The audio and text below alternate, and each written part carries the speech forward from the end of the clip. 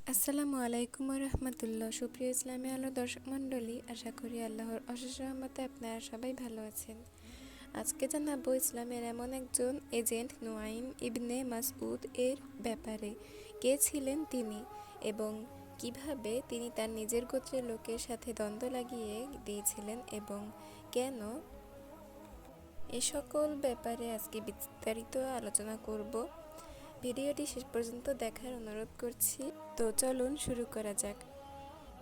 ইসলামের ইতিহাসে সবচেয়ে সাহসী, বুদ্ধিমান ও গোপন মিশন যা বদলে দেয় ইসলামের ভাগ্য। হিজরি ৫ম সালে খন্দকের যুদ্ধের প্রাক্কালে মক্কার কুরাইশরা ক্ষিপ্ত ছিল।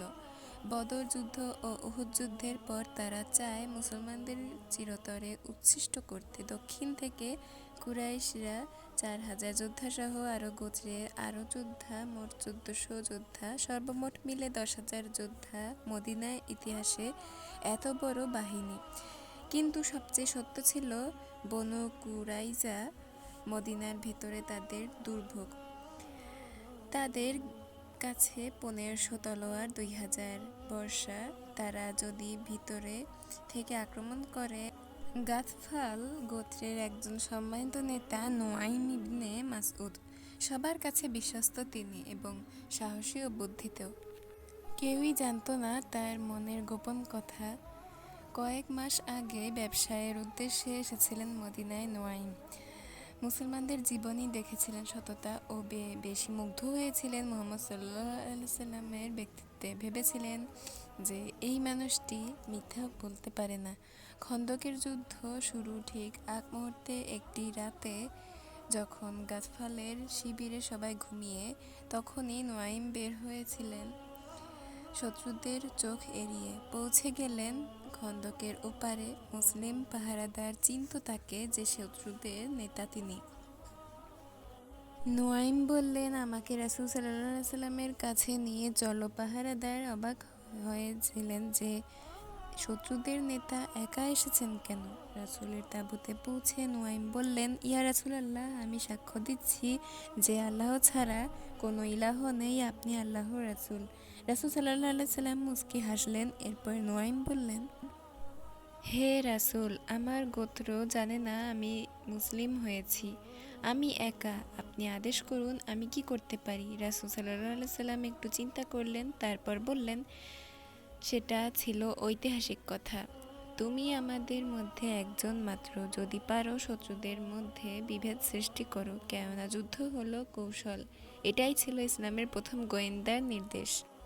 নুয়াইম তার দায়িত্ব বুঝলেন, মনে মনে পরিকল্পনা করলেন। তার টার্গেট ছিল ৩টি।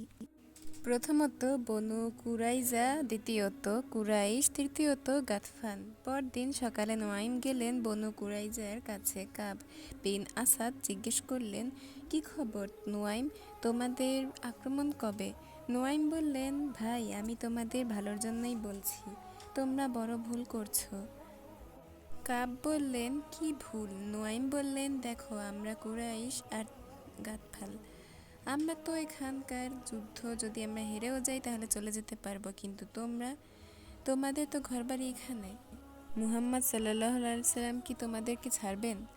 কাব চিন্তায় পড়লেন। নুয়াইম বললেন, আমার এই পরামর্শটি হলো, কুরাইশদের বলো তাদের কিছু নেতা জিম্মি হিসেবে তোমাদের কাছে রাখতে, তাহলে তারা তোমাদের ফেলে চলে যেতে পারবে না।